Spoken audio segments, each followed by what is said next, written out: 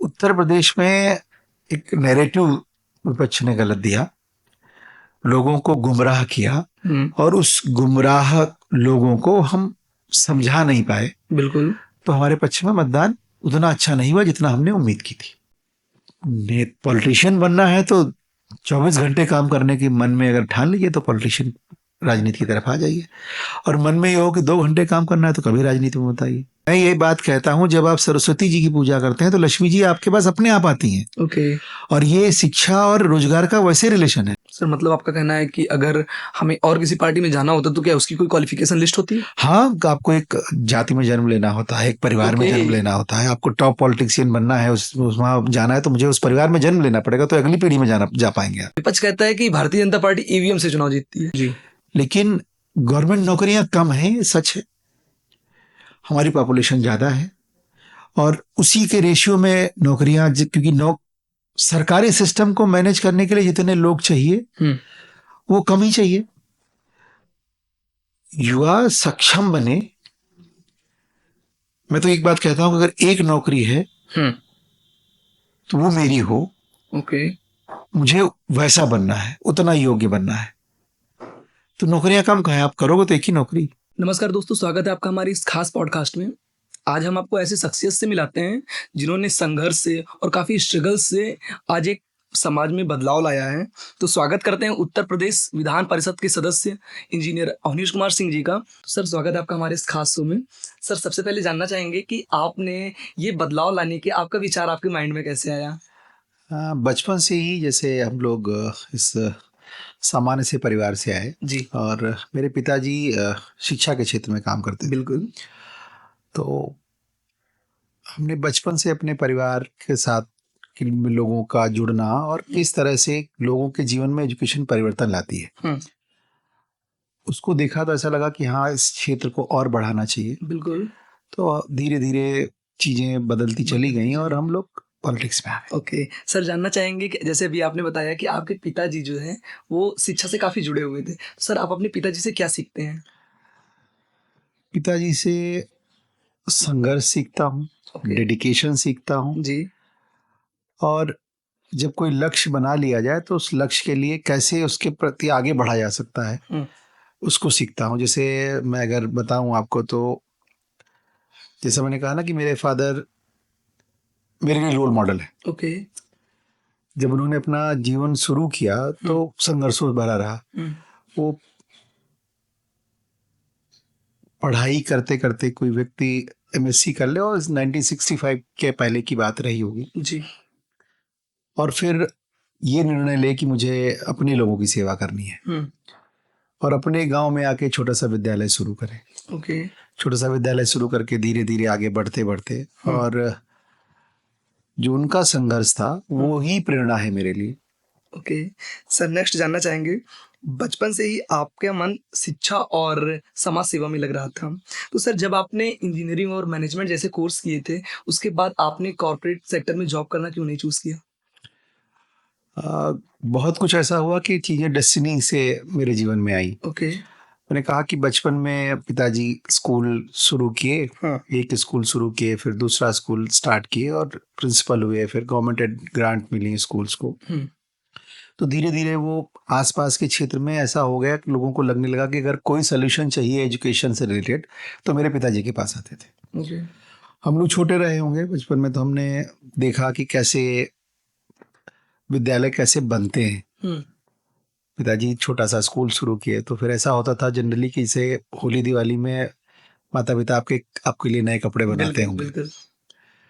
हमारे यहाँ ऐसा होता था, कभी पापा के पास अगर पैसे आते थे तो उनको लगता था कि मेरे विद्यालय में ये चीज़ होनी चाहिए। अच्छा। घर में माता जी का नॉर्मल सी सब हर फैमिली में होता है कि माता जी को लगता है कि नहीं, मेरा घर में किचन बनना चाहिए। जी। पिताजी को लगता था नहीं, मेरे स्कूल में मेरे बच्चों की लाइब्रेरी बननी चाहिए।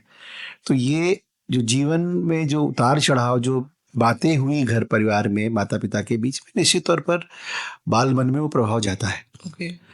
वही प्रभाव धीरे धीरे इस दिशा में लेकर आया और मैंने इंजीनियरिंग कंप्लीट की 2000 में। जी। उसी समय मेरे पिताजी की डेथ हुई। तो वो समय ऐसा था कि मैं निश्चित तौर पर जब ग्रेजुएशन आप कंप्लीट करते हैं तो आपके मन में बहुत सारे सपने होते हैं। बिल्कुल। तो मैं जीआरई की प्रिपरेशन कर रहा था और मुझे एमएस करने बाहर जाना था जी। और ऑलमोस्ट ये तय था। तो दिसंबर में रहा होगा, मैंने टेस्ट दिया जीआरई का और मेरा स्कोर भी अच्छा था कि मुझे कोई ना कोई स्कॉलरशिप जरूर मिल जाती और मैं चला जाता। ओके। लेकिन डेस्टिनी को कुछ और मंजूर था। उसके बावजूद भी पिताजी की डेथ हो गई अचानक से। तो फिर मुझे लगा कि क्या करें। ब्लैंक सा स्पॉट होता है, सबके मन में आएगा, वो ब्लैंक होता है कि जीवन में अब क्या, कोई अभिभावक नहीं है, उसके बाद कैसे कर सकते हैं, आप क्या करेंगे। जी। तो दिल्ली में था मैं, प्रिपरेशन कर रहा था। कटोरिया सराय एक जगह है, शायद आप जानते होंगे। जी। वहीं रहते थे हम लोग। 3-4 महीने तो मुझे ये सोचने में लगा कि करना क्या है, बिल्कुल। What next. और इधर फादर के स्कूल थे सब, और गांव का माहौल आप जानते हो कि जब कोई देखने वाला नहीं है तो लोगों को लगता है ये मेरी प्रॉपर्टी है। सही बात। और प्रॉपर्टी भी आप अपनी बना लो तो उसकी केयर करनी है आपको। तो कुछ लोग थे ऐसे जो सोसाइटी में थे पहले, उनको लगा कि नहीं ये तो आएगा नहीं बाहर। और मेरा शुरू से मन था कि मुझे कुछ बड़ा करना है। बिल्कुल। बड़ा करना है और गांव से निकला हुआ एक व्यक्ति ये सोचे कि मुझे पढ़ाई बाहर करनी है और उसके बाद कुछ अच्छा करना है। संघर्ष का दौर चला, लंबा संघर्ष चला, 1-2 दिन का नहीं। पिताजी का साया नहीं था। 2-3 साल का संघर्ष चला। जी। और उस संघर्ष में सोसाइटी में बहुत सारे मेंबर होते हैं, उनको लगा कि हम इसको कॉलेज को ही कब्जा कर लेंगे।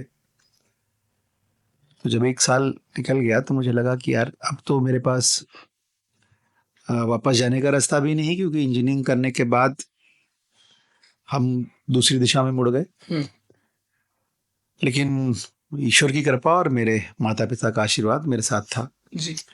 उन सारे संघर्षों से हम निकले बाहर। और स्कूल एजुकेशन में हम लोग स्कूल एजुकेशन से हायर एजुकेशन में आए। जी। और 2005 में हम लोगों ने एक बीएड कॉलेज शुरू किया। ओके। और वो आपका था, पिताजी का नहीं?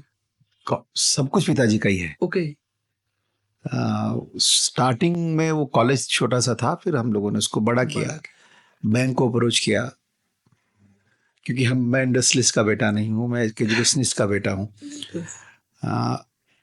बैंक को अप्रोच किया और वहाँ भी संघर्ष था, क्योंकि बैंक उस समय सोसाइटीज को लोन नहीं देती थी। सही बात। और बिना लोन के हम कुछ कर नहीं सकते थे, क्योंकि मेरे पास पूंजी नहीं थी। मेरे पिताजी की जब डेथ हुई तो उन्होंने मुझे एक कोर्स करने के लिए 60,000 के आसपास पैसे मुझे दिए थे, जो पूंजी मेरे पास थी जी। जिस पूंजी को लेके मैंने चीज़ों को शुरू किया। बेस था, कॉलेजेस थे, लेकिन वो जो कैश मनी जो कहते हैं ना आपको, वो तो नहीं था मेरे पास। धीरे धीरे चीज़ें बदलती रही, बैंक से अप्रोच किया। और ठीक है, एजुकेशन परिवर्तन लाती है, और वो परिवर्तन एजुकेशन मेरे अंदर ला चुकी थी। तो जिससे मैं अप्रोच करता था, बात करता था, एक बैकग्राउंड था, मेरे पिताजी का नाम था मेरे साथ। उसके साथ साथ वो एजुकेशन मेरे काम आती थी। मैं चर्चा करता था लोगों के साथ, बैंक मैनेजर से बात करता था, उसको लगता था कि नहीं, इनको काम के लिए पैसे देने हैं, ऐसे ये व्यक्ति इस तरह से आया है कि इनको कुछ करना है। बिल्कुल मन में ये था। और जैसा कि मैंने कहा ना कि मेरे पिताजी ने एक स्कूल शुरू किया, छोटा सा स्कूल खोला, तो संघर्ष उनका पहले ही था। 1965 में जब उन्होंने पहला स्कूल शुरू किया जी। तो वो फूस की झोपड़ियां होती हैं, देखा होगा तुमने, वहां से शुरू किया और उसमें भी लोगों ने आग लगा दी। बिल्कुल। तो जब वो नहीं हारे तो मुझे लगता था हारना मुझे भी नहीं है। सही बात।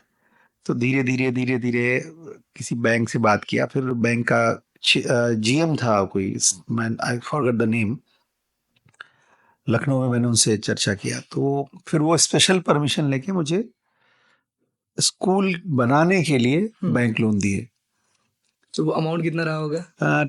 25 लाख के आसपास। 25 लाख के आसपास। और परिवार होता है, तो मेरी 3 बहनें हैं जी। तीनों सिस्टर्स मैरिड थी और सबको लगता था कि मेरा अकेला भाई है। आप सबसे छोटे थे? मैं सबसे छोटा था।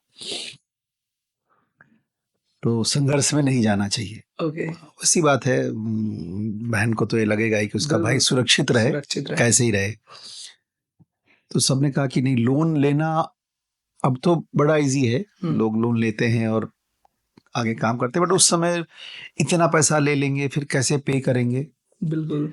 तो वो संघर्ष भी था, मतलब पहले अपनी फैमिली को कन्विंस करना था कि नहीं मुझे लोन लेना है जी। तो वो कन्विंस करते करते करते करते वो कन्विंसिंग की पावर भी ठीक से आती चली गई जी। और सीखता आदमी संघर्षों से ही है। बिल्कुल। मुझे याद है कि जब हम लोग स्टार्ट किए अपनी जर्नी, तो मैं कॉलेज लखनऊ हरदोई में था। मैंने कहा ना, विवादों से शुरुआत हुई, तो कोई मुझे हरदोई में रुकने नहीं देता था, गांव में, घर में। ओके। सिस्टर्स का कहना यह था कि नहीं, वहाँ नहीं रहना है। अच्छा। तो मैं लखनऊ रहता था, 100 किलोमीटर की जर्नी होती थी। मैं जाता था वहाँ, सारे काम करता था, रात को वापस फिर लखनऊ आना। ओके। तो ये जो जर्नी मैंने करी उस समय, वो जर्नी जिसे आज मैं ग्रेजुएट एमएलसी हूँ और 7 जिलों का चुनाव क्षेत्र है मेरा। बिल्कुल सर। तो मुझे लगता है कि वो अनुभव था कि सुबह 8-7 बजे निकल ली घर से, रात को 10-11 बजे तक आना है। तो वो रूटीन कब का बना और अब तक नहीं टूटा। सर, आपने पाठशाला द ग्लोबल स्कूल की स्टार्टिंग किया था। सर, वो स्कूल किस लिए था? ये कितने तक था? वो भी है स्कूल, सीबीएसई बोर्ड का स्कूल है, 10th क्लास तक का स्कूल है वो। और वो विद्यालय, मैंने कहा ना, जब मेधावी फुट्टी हमने शुरू किया, उसी स्कूल में चलता है? मेधावी फुट्टी तो अलग अलग जगह चलते थे। अच्छा। वहाँ था कि हम 1 से लेके 5th क्लास तक बच्चों में पढ़ने की आदत डालें। और वो एक्सपेरिमेंट थे कि क्या इन बच्चों को हम इनका मीडियम कन्वर्ट करा के लैंग्वेज मीडियम कन्वर्ट कर सकते हैं कि नहीं करते। तो 10 साल लगा मुझे पाठशाला का शुरू करने में। और पाठशाला में हमने एडमिशन जब स्टार्ट किए तो क्लास 1 से 3 तक ही लिए। अच्छा। और वो स्कूल 10 साल में ग्रो किया है। 3rd का बच्चा 4th में गया, 4th का बच्चा 5th में गया, फिर वो ऐसा नहीं है हम 5th क्लास में एडमिशन लिए हों। नाउ अब वो स्कूल 12th क्लास तक है। ओके। तो वो एक जर्नी थी, वो परिवर्तन देखने की, अनुभव करने की लोगों के साथ। और हम पाठशाला को ऐसा मॉडल बना के लाए कि रूरल एरिया में वो सारी फैसिलिटीज जो शहर का बच्चा अपने स्कूल में करता है जी, क्यों ना हम वैसा स्कूल गांव में ले जाके खड़ा कर दें। बिल्कुल, मतलब मैंने कहा ना कि संवेदनशीलता एक शब्द मैंने उपयोग किया अभी आपके साथ। मैं जब 6th क्लास में था, तो क्योंकि गांव में है, माता पिता को पढ़ाना ही है अपने बच्चे को, तो पिताजी ने मुझे कुछ टेस्ट दिलाए लखनऊ और कानपुर के कॉलेजेस के। ओके। कि चलो वहाँ एडमिशन करा देते हैं। एडमिशन मिला मुझे, फिर पिताजी को लगा होगा कि नहीं, बच्चे को साथ ही रखना है। उस बीच में जब और एजुकेशन थोड़ी सी आगे बढ़ी तो लोगों को लगने लगा गांव में पढ़ाई नहीं हो सकती जी। तो क्योंकि रोजगार गांव में है पिता का, तो माता शहर में रहती है या बच्चे को किसी रिश्तेदार के घर में रखा जाता है। तो एक तो वो जो माता पिता दोनों का साथ बच्चे को मिलना चाहिए था, वो नहीं मिला। उसकी वजह से बच्चे गलत दिशाओं में भी जाते हैं, क्योंकि पिता साथ रहे और माता भी रहे, तो एक तो केयर करता है, एक अनुशासन देता है जी। तो मुझे लगा कि हम ऐसी चीज बनाएंगे तो परिवारों को स्प्लिट होने से भी रोकेंगे। बिल्कुल, क्योंकि उनकी भी लाइफ डिस्टर्ब होती है कि माँ गांव शहर में है, पिता गांव में है, या पिता शहर में है, माँ गांव में है, और वो भी इसलिए कि बच्चे की एजुकेशन अच्छी देनी है जी सर। कोई और वजह नहीं है उसकी। नहीं, गांव में अगर अच्छी खेती करते हैं तो ठीक है, माताजी गांव में, पिताजी गांव में खेती करवा रहे हैं, माताजी बच्चों को लेके यहाँ रह रही हैं, बच्चे मौसी के घर या बुआ के घर पढ़ रहे हैं। बिल्कुल। तो मुझे लगा कि ये करना चाहिए, और मुझे लगता है उस सफर में मैं सक्सेसफुल भी हूँ। बिल्कुल। आज मैं देखता हूँ कि बहुत सारे परिवार जो माइग्रेट करने की सोच रहे थे कि मैं लखनऊ जाऊंगा, उनके बच्चों की पढ़ाई अच्छी मिल रही तो रुक रहे हैं। बिल्कुल सर। सरकार ने हेल्थ की फैसिलिटीज अच्छी कर दी, सरकार ने सड़कें अच्छी बना दी, तो सड़कें अच्छी बना दी तो आप लखनऊ से 100 किलोमीटर दूर है तो 1.5 घंटे में पहुंच जा रहे हैं। Of course. और लखनऊ के अंदर है और एक छोर से दूसरे छोर तक जाना है तब भी आपको 1.5 घंटा लग रहा है। तो वो वहीं रह रहे हैं, उनके बच्चे वहीं पढ़ रहे हैं और मुझे लगता है, मुझे सुकून है, मैंने जो काम किया वो ठीक किया। 100%। सर जानना चाहेंगे कि अगर आप कोई ऐसी बुक रिकमेंड करना चाहें जो आपकी लाइफ बदली हो और आने वाले समय में वो बुक हर किसी की लाइफ बदल सकती है, तो वो उसका नाम क्या होगा? बहुत सारे किताबें हैं जो मैंने पढ़ी हैं। मुझे लगता है किसी का रिकमेंड करने से किसी की लाइफ में कोई बुक बदलाव नहीं ला सकती। निश्चित तौर पर मैं हर बार जब चर्चा करता हूं तो इस बात को कहता हूं कि आप बहुत सारे लोगों की ऑटोबायोग्राफी पढ़िए या बायोग्राफी पढ़िए, जिन लोगों ने जो टॉप पर पहुंचे हैं। किसी ने नोबेल प्राइज पाया है, कोई दुनिया का बहुत बड़ा सर्वमान्य लीडर है, किसी ने अनेक अनेक क्षेत्रों में लोगों ने अलग अलग काम किए हैं। तो एक तो आपको अपना क्षेत्र चयन करने में बड़ी आसानी होगी, मुझे क्या करना है, मुझे क्या अच्छा लगता है। क्योंकि बहुत बार जैसा होता है ना कि आपको अच्छा तो लगता रहता है, जब कोई बताता है तो लगता है ये भी था, एकदम से क्लिक करता है, नहीं ये तो बात ठीक कर रहा है। तो वो जो क्लिक आती है ना, वो क्लिक कहाँ से आ जाए आपके अंदर। तो किसी को पढ़िए, स्वामी विवेकानंद जी को पढ़िए, APJ कलाम को पढ़िए, नरेंद्र मोदी जी को पढ़िए, बिल्कुल, योगी जी के संघर्षों की गाथा पढ़िए, महात्मा गांधी जी को पढ़िए, सरदार पटेल को पढ़िए, तो आपको समझ में आएगा ना कि, और उसमें जो अच्छा लगे उसको अडॉप्ट कर लीजिए। बिल्कुल, रोकना नहीं है किसी को। मैं तो पाठशाला में बच्चों से जब बात करता हूँ तो मैं कहता हूँ कि मेरा सपना तब पूरा होगा जब पाठशाला का कोई बच्चा नोबेल प्राइज लेके आएगा। बिल्कुल सही बात है। मतलब जहां करना है वहां जब आप टॉप सोचेंगे तभी कुछ कर पाएंगे। अगर जहां करना है वहीं आपके सपने अगर छोटे होंगे तो जब सपने छोटा है तो वही पाओगे। प्रधानमंत्री जी इस बात को हर बार कहते हैं, सपने बड़े देखने चाहिए। जिसे कल्पना करते हैं ना प्रधानमंत्री जी की 2047 तक ये राष्ट्र विकसित बनेगा। बिल्कुल, ये कल्पना भी बड़ी बड़ी चीज है। 100%। प्रधानमंत्री जी कहते हैं कि 2036 में ओलंपिक को हम होस्ट करेंगे। ऐसे बड़ी बड़ी बड़ी चीजें। कोविड से हम अपने देश को बचा लेंगे, सोचा ना, विजन दिया, सपने दिए लोगों को। आज यूथ के पास सपने हैं उसकी आंखों में। तुम रोजगार नहीं है तुम्हारे पास, तुमको नौकरी नहीं मिल रही, तुम अपना रोजगार सोचो। और रोजगार ये सोचो कि मैं अपने साथ 10 लोगों को और नौकरियां दूंगा। 100%। जहां मैं संघर्ष ये कर रहा था कि मुझे 10,000, 15,000, 20,000 की नौकरी मिल जाए, वहां मेरे मन में ये सपना है कि मेरे पास 25,000 नौकरी देने वाले 25 एम्प्लॉइज हो। तो अपना सपना पूरा करने के लिए मैं पता नहीं कितने और लोगों के सपने पूरा कर दूंगा। बिल्कुल। तो उस लक्ष्य के साथ लोगों को आगे बढ़ना चाहिए। 100%। सर जब आप राजनीति में आए तो कभी ऐसा लगा राजनीति में कि हाँ यार, राजनीति में भी काफी सारी चुनौतियां हैं, डेली आना जाना, भाग दौड़ की लाइफ है, सर ये बैलेंस कैसे करते हैं? राजनीति में चुनौतियां हैं। ओके। राजनीति से अनसर्टेन कोई करियर नहीं है लाइफ में। आप अनुभव करके देखो।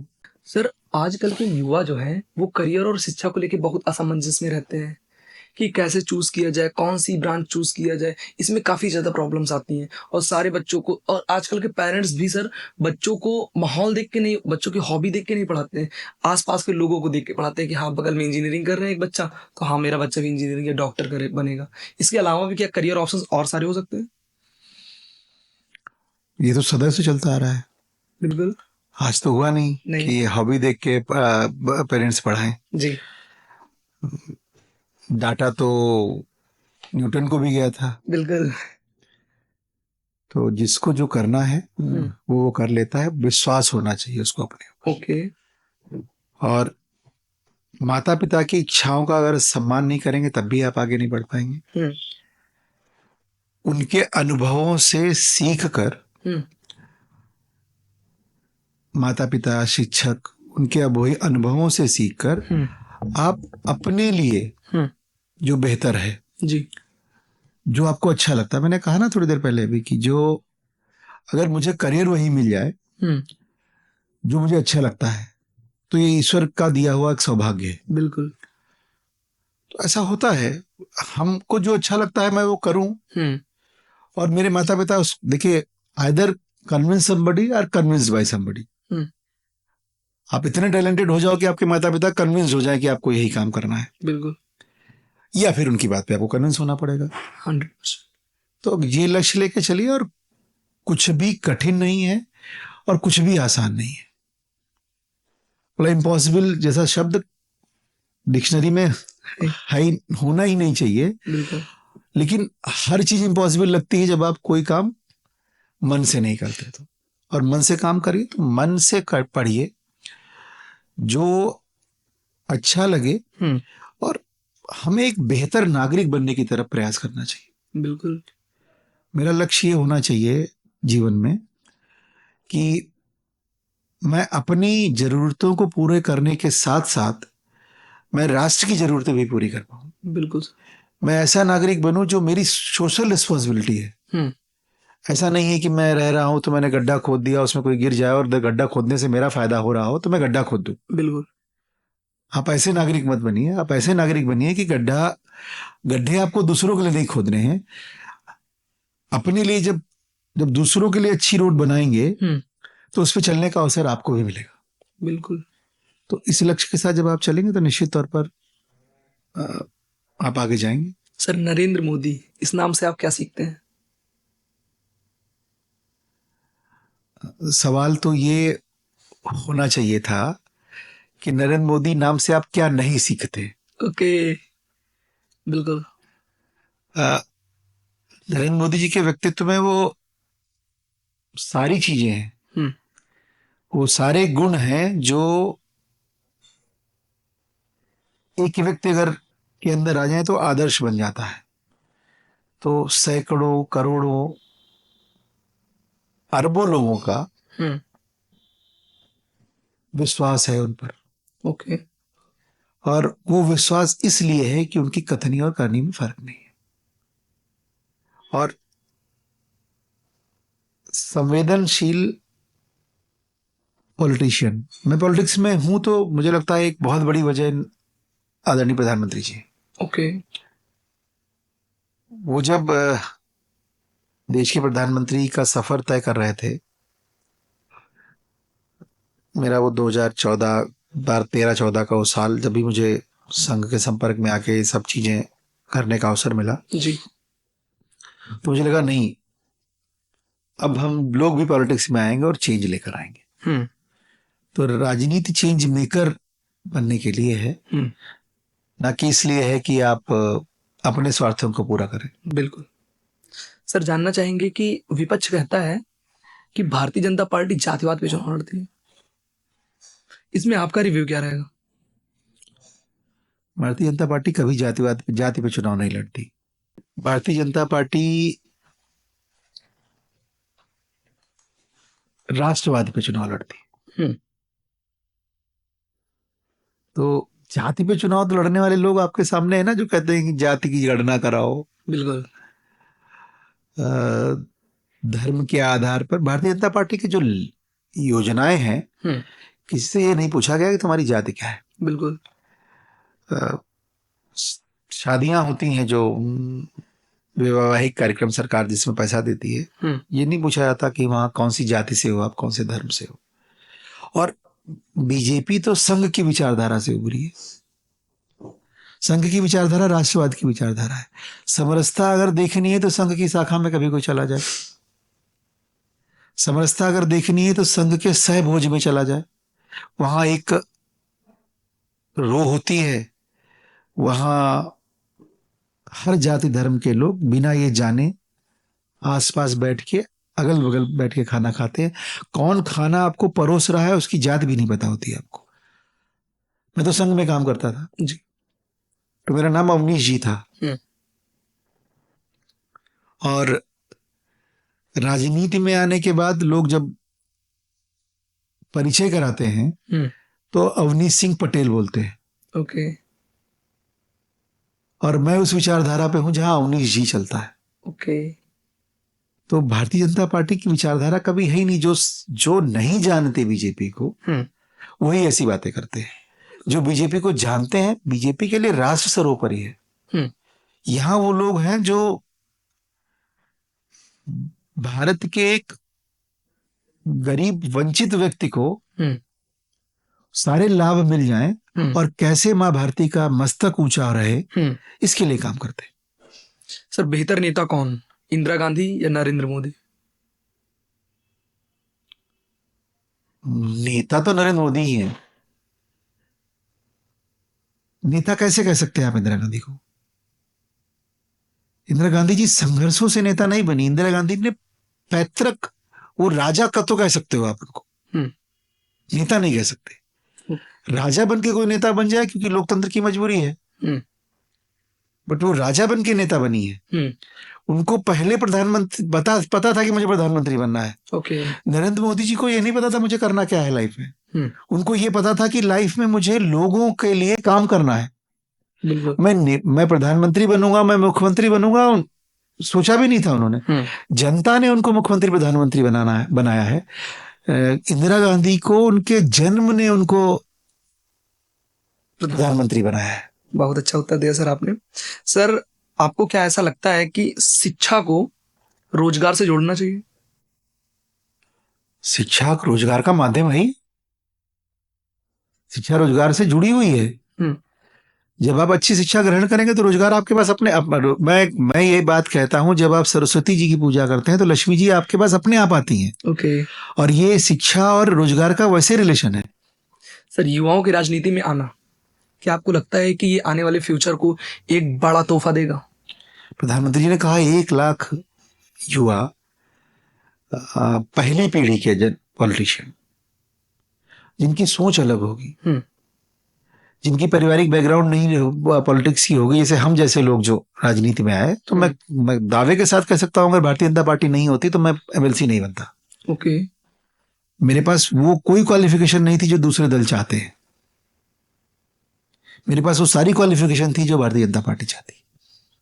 सर मतलब आपका कहना है कि अगर हमें और किसी पार्टी में जाना होता तो क्या उसकी कोई क्वालिफिकेशन लिस्ट होती है? हाँ, आपको एक जाति में जन्म लेना होता है, एक परिवार में जन्म लेना होता है। आपको टॉप पॉलिटिशियन बनना है, वहां जाना है तो मुझे उस परिवार में जन्म लेना पड़ेगा, तो अगली पीढ़ी में जा पाएंगे आप।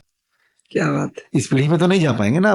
जन्म अगर वो सनातन धर्म को माने, हम कहें पुनर्जन्म होता है, तो पुनर्जन्म होगा। तो पुनर्जन्म अगर आपको गांधी परिवार में पुनर्जन्म हो गया तो आप बड़े नेता बन सकते हैं।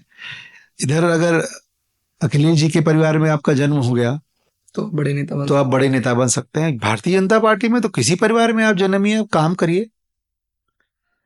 करिए, आपका मन साफ हो, आप राष्ट्र के लिए काम करते हो, आपके मन में लोगों के लिए, लोगों का भला करने की भावना हो, और आपके हर कदम में ये झलके कि आप अपने राष्ट्र को महान बनाना चाहते हैं। तो आप भारतीय जनता पार्टी के साथ राजनीति कर सकते हैं। और प्रधानमंत्री जी ऐसे ही युवाओं की तलाश कर रहे हैं। विपक्ष कहता है कि भारतीय जनता पार्टी ईवीएम से चुनाव जीतती है। भारतीय जनता पार्टी हिंदू मुस्लिम को लेकर चलती है। हमारी किसी भी योजना में जाति देखकर योजना नहीं चलती। बिल्कुल। अब कोई भी योजना उठा लीजिए, प्रधानमंत्री आवास योजना, आपका आर्थिक स्ट्रक्चर देखा जाता है कि आप आर्थिक रूप से कितने सक्षम हैं और आपको प्रधानमंत्री आवास मिलता है। मुफ्त में राशन जो मिलता है उसमें जाति पूछी नहीं जाती। ये जो लोग सस्ती लोकप्रियता की राजनीति करते हैं, शॉर्ट टर्म की राजनीति करते हैं, वो लोग जाति और धर्म की बात करते हैं। भारतीय जनता पार्टी देश बनाने की बात करती है। हम सपना देखते हैं तो 2047 में विकसित राष्ट्र का सपना देखते हैं। हम सपना देखते हैं तो हर गरीब व्यक्ति के चेहरे पे मुस्कान लाने का सपना देखते हैं। हम सपना देखते हैं तो हर युवा को रोजगार देने का सपना देखते हैं। उसका रोजगार अपना हो, वो खुद इंडस्ट्रियलिस्ट बन जाए या वो कहीं जॉब पा जाए। जॉब भी हम देते हैं तो जॉब ऐसी देते हैं कि उसमें एक ट्रांसपेरेंसी रहे जी, कि जो उस मेधावी हो, जो जिसकी योग्यता वैसी हो, वो जॉब पाए, अपनी जाति के नाम पे, अपने धर्म के नाम पे, अपने परिवार के नाम पे वो नौकरी नहीं पाए। नौकरी पाए तो अपनी मेधा के नाम पे पाए। सर विपक्ष का कहना है और ये आम जनता का भी कहना है, आम युवा का भी कहना है कि बीजेपी सरकार में नौकरियां नहीं रह गई हैं। गवर्नमेंट सारे सेक्टर प्राइवेट होते जा रहे हैं।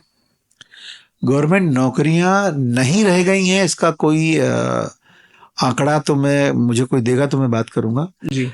लेकिन गवर्नमेंट नौकरियां कम हैं, ये सच है। हमारी पॉपुलेशन ज्यादा है और उसी के रेशियो में नौकरियां, क्योंकि सरकारी सिस्टम को मैनेज करने के लिए जितने लोग चाहिए वो कम ही चाहिए। युवा सक्षम बने। मैं तो एक बात कहता हूं, अगर एक नौकरी है तो वो मेरी हो। ओके। मुझे वैसा बनना है, उतना योग्य बनना है, तो नौकरियां कम कहाँ हैं, आप करोगे तो एक ही नौकरी। बिल्कुल। निश्चित तौर पर चीजें ऐसी होती हैं जब लोगों को बरगलाया जाता है, बताया जाता है कि नहीं, और पॉलिटिशियन का बड़ा रोल होता है उसमें। आप अपने लाभ के लिए जब युवाओं को गलत दिशा दिखाते हैं तो गलत होता है। ओके।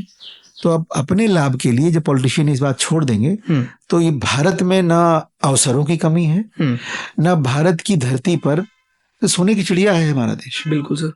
और वो कुछ बदला नहीं है, लोगों की मनस्थिति बदली थी और वो मनस्थिति धीरे धीरे प्रधानमंत्री जी फिर ठीक कर रहे हैं। एक जनरल सा क्वेश्चन सर, जो आप अक्सर सुने होंगे कि भारतीय जनता पार्टी ने भगवान राम का भव्य राम मंदिर बनवाया, फिर भी अयोध्या से बीजेपी हारी। इसका बड़ा कारण क्या हो सकता है सर? भगवान राम का भव्य मंदिर बनाना और चुनाव जीतना दो अलग अलग विषय है। ओके। भगवान राम हमारी आस्था का विषय है और चुनाव मैनेजमेंट से होता है।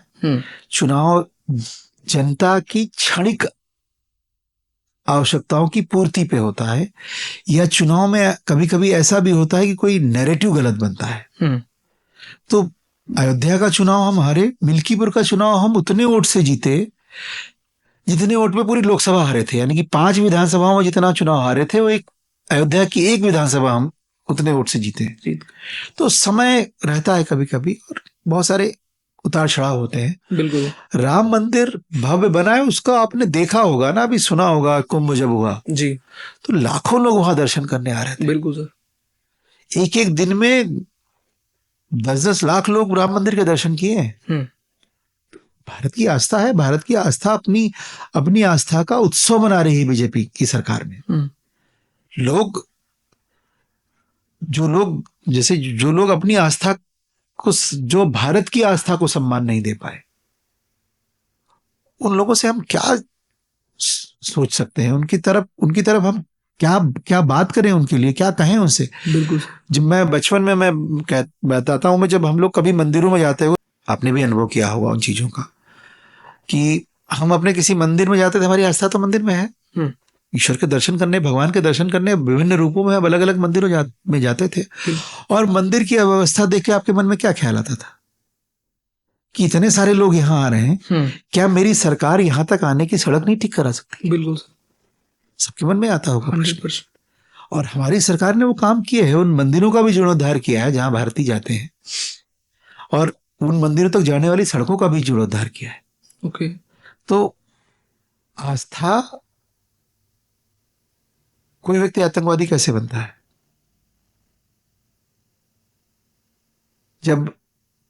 क्योंकि बम बनाने के लिए भी, आतंकवादी को बम बनाने के लिए भी नॉलेज चाहिए ना। बिल्कुल।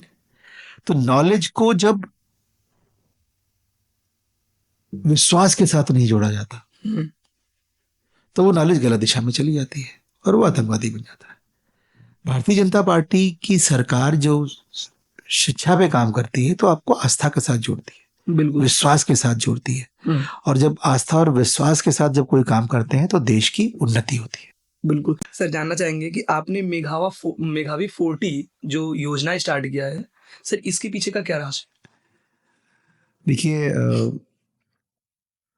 गांव में अगर आप गांव से अनुभव रखते होंगे तो बिल्कुल स्कूल की एजुकेशन धीरे धीरे डेटोरिएट करी जी। जैसे जैसे ग्लोबलाइजेशन हुआ और एजुकेशन इंस्टीट्यूशन बहुत सारे खुले, पहले जिसको पढ़ना होता था वही स्कूल आता था। बिल्कुल सर।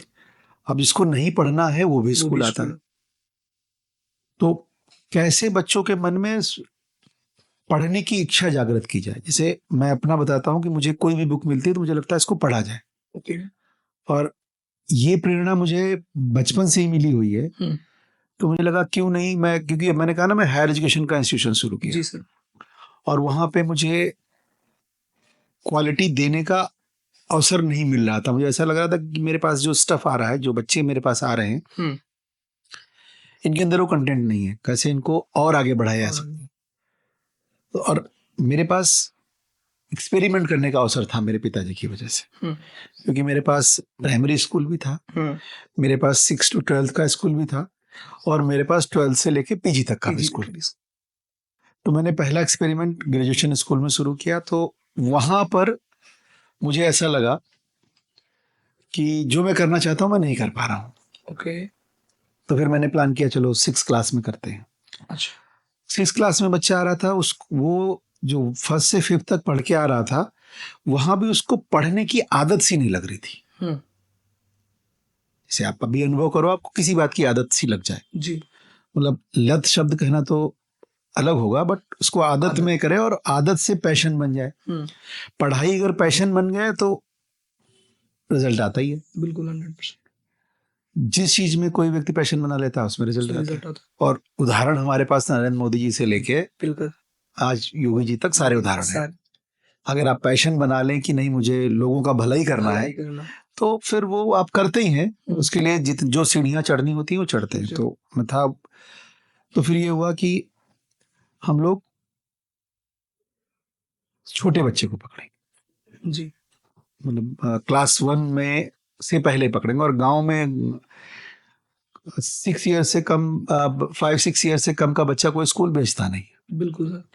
शहरों में तो ये स्थिति है कि 2.5 साल का बच्चा भी स्कूल जाता है, बट गांव में 5 साल 6 साल के बच्चे को स्कूल भेजता। मेरे पास वो चैलेंज था कि मैं इस बच्चे से मोल्ड करना शुरू करूंगा जी। जब यहाँ ये मोल्ड होगा तब ये आगे जाएगा, तो मुझे तो ये भारत का अच्छा नागरिक। और जो कल्पना है आज की चर्चा है एजुकेशन सिस्टम में, जब चर्चा करते हैं लोग कहते हैं पेटेंट नहीं आते, वो टेक्नोलॉजी नहीं आती जो इनोवेटिव हो, हम कॉपी पेस्ट करते हैं जी। तो उसको लेकर वो चीजें मैंने वहां से शुरू किया। और हमने 40 बच्चे लिए ओके। इस कल्पना के साथ कि इनको मैं बहुत नॉमिनल फीस पे एडमिशन लिया जी। और वो फीस भी इसलिए रखी कि अगर आप पैसा नहीं देंगे तो आपको लगेगा सरकारी टाइप का स्कूल है, फ्री है। बिल्कुल सर। तो गार्जियन को ये लगना भी चाहिए कि मुझे मैं पे कर रहा हूँ और मैं अपने बच्चे के लिए पढ़ा रहा हूँ, उसके अंदर भी वो सेंस आना चाहिए। तो आई थिंक वो 50 रुपए महीने की फीस से हमने शुरू किया था। ओके। 50 रुपीज फीस थी, 40 बच्चों को हमने टेस्ट किया। क्राइटेरिया ये था कि इसके मन में पढ़ने की लालसा है कि नहीं। ओके। और फिर उसके अकॉर्डिंग हमने सिलेबस डिजाइन कराया। हमारी टीम ने खूब मेहनत की। मेरे पास बीएड कोर्स स्टार्ट हो गया था, उसके बच्चे थे। तो पूरी टीम ने बहुत सारे स्कूलों के सिलेबस खंगाले और हम गांव के बच्चे को इंग्लिश मीडियम कैसे कन्वर्ट कर सकते हैं वो फार्मूला बनाया। ओके। मुझे याद है कि और जब एक जगह मेरा प्रोजेक्ट सक्सेसफुल हुआ तो हमने 1400 बच्चे एक बार पढ़ा रहा था मैं मेधावी 40 योजना में। मैंने 4-5-6 सेंटर्स खोले ऐसे जो से नदी के किनारे, गंगा जी के किनारे वाले एरिया में, कटरी एरिया बोलते हैं हमारे हरदोई में जी। और वहां पे जब वो विद्यालय शुरू हुए तो परिवर्तन दिखाई दिया मुझे बच्चों के।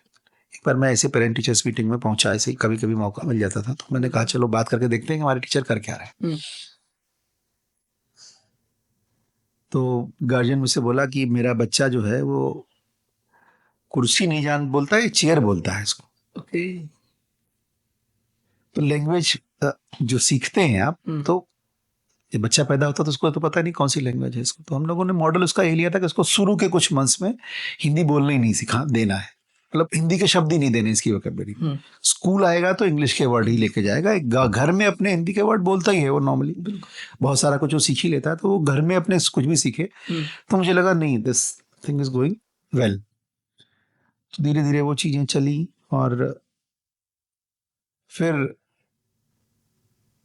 वो ऐसा बना प्रोडक्ट कि मुझे ऐसा लगने लगा कि नहीं, हम अब ये प्रोसेस शुरू कर सकते हैं कि गांव में भी वो बच्चा ये अभाव न फील करे कि नहीं मेरे पास वो अभाव नहीं है जो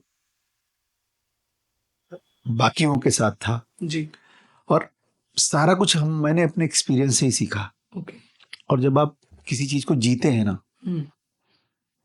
जीवन में कुछ भी आप जीने लगिए, जैसे जो प्लेयर अच्छा प्लेयर बनता है तो अगर क्रिकेट खेलता है तो क्रिकेट जीता है, उसी में उसको मजा आती उसी में उसको मजा आती है। जब मजा आने लगती है आपको तो फिर वो आप फोकस हो जाते हैं, रिजल्ट आप दूसरे से 10 गुना बेहतर देते हैं। है। बिल्कुल सर। तो मैंने एजुकेशन जी है बचपन से लेके और यहाँ तक के सफर में। मतलब मेरा जिसे कहते हैं ना कि मछली पानी में रहती है, तो पानी से बाहर निकालो तो वो जिंदा जीवित नहीं रहती। तो एजुकेशन मेरे लिए उस तरह की चीज है। सर आज भी ये मेधावी फूडी योजना चल रही है आपकी? आज भी चल रही है। सर कभी ऐसा हुआ है कि आप खुद पढ़ाए हो उन बच्चों को? शुरू में तो बातचीत होती थी, बट अब थोड़ा समय का अभाव है। बिल्कुल बिल्कुल। लेकिन अब भी कोशिश करता हूँ कि जब जाता हूँ तो कम से कम मोटिवेशन टाइप की बात तो कर ही सकूँ उनसे। जी सर। सर जानना चाहेंगे कि बीजेपी में आना ये कैसे आपने तय किया, और भी अदर्स पार्टी थी जहां आप जा सकते थे? मैंने कहा ना तो ये बहुत कुछ चीजें मेरे जीवन में डेस्टिनी ने बनाई है। मैं पढ़ते पढ़ते बाहर जा रहा था, लौट के वापस गांव आ गए, तो सामाजिक क्षेत्र में मैं सक्रिय था। ओके।